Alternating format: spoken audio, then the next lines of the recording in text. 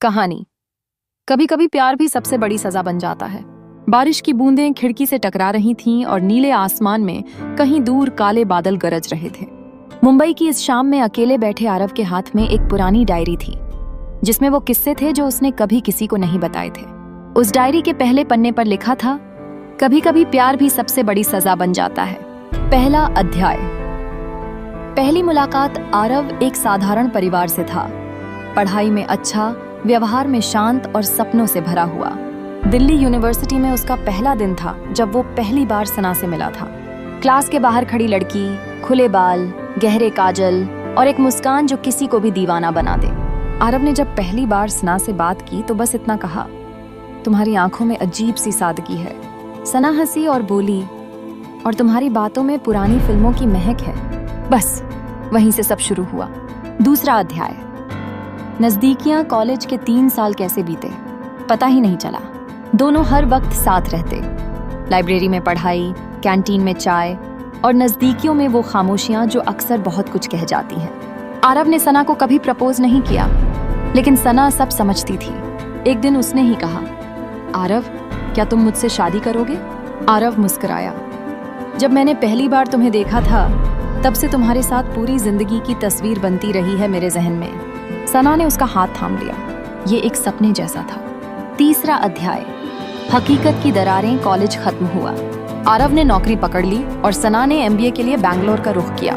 दूरियां बढ़ने लगी। आरव दिन रात फोन का इंतजार करता और सना अब फोन कम उठाती थी। एक दिन सना ने कहा, आरव, अब हमारी सोचें बदल गई हैं। शायद हम एक दूसरे के लिए बने ही नहीं थे। आरव को यकीन नहीं हुआ। उसने तो अपनी पूरी जिंदगी उसी के नाम लिख दी थी। लेकिन सना, प्यार ऐसा थोड़ी होता है। तुम तो मेरी सांसों में बसती हो। सना बोली, शायद मैं थक चुकी हूँ इस रिश्ते से। मुझे अब आजादी चाहिए। चौथा अध्याय। टूटना। आरव ने कोशिश की, बहुत की। हर दरवाजा खटखटाया, हर याद को पकड़कर रोया। लेकिन सना ने साफ कह दिया था, आरव, मुझे अब किसी और से प्यार हो गया है। उस एक वाक्य ने आरव की दुनिया तोड़ दी। उसके लिए प्यार वो इबादत थी जिसमें एक ही खुदा होता है। लेकिन सना के लिए शायद प्यार एक पड़ाव था, न कि मंजिल। उस रात पहली बार आरव ने खुद को शराब में डुबो दिया।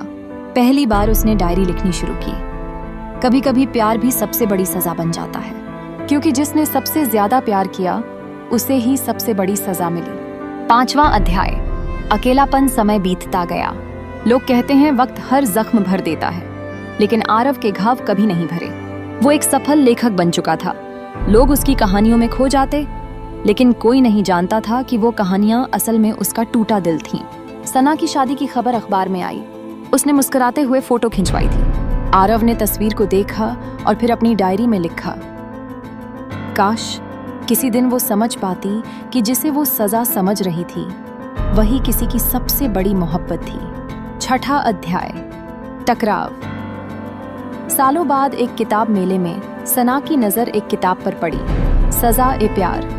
लेखक आरव मेहरा। उसने किताब उठाई और पलटते ही अपने नाम से शुरू हुआ पहला चैप्टर देखा। उसके हाथ कांपने लगे। हर पंक्ति, हर लफ्ज उसकी जिंदगी का आईना था। अगले ही दिन वो आरव से मिलने उसके बुक साइनिंग इवेंट पर पहुंची। आरव। वो पलटा, देखा और ठहर गया। तुम? हाँ, मैंने तुम्हारी किताब पढ़ी और अब जानना चाहती हो कि क्या आज भी तुम्हें वही सजा मिली है? नहीं आरव, मैं माफी मांगने आई हूँ। माफी सना सिर्फ जुर्म के लिए होती है, और तुमने तो मेरा प्यार ही खत्म कर दिया था। क्या अब भी मुझसे प्यार करते हो? अब नहीं सना, क्योंकि अब मैं खुद को प्यार करता हूँ और खुद को इतनी बड़ी सजा दोबारा नहीं दे सकता। अंतिम अध्याय। रिहाई। उस दिन के बाद सना फिर कभी आरव की जिंदगी में नहीं आई, लेकिन आरव ने अपनी डायरी का आखिरी पन्ना लिखा।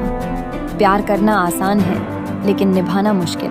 और जब प्यार एकतरफा रह जाए तो वो इबादत नहीं, इंतकाम बन जाता है।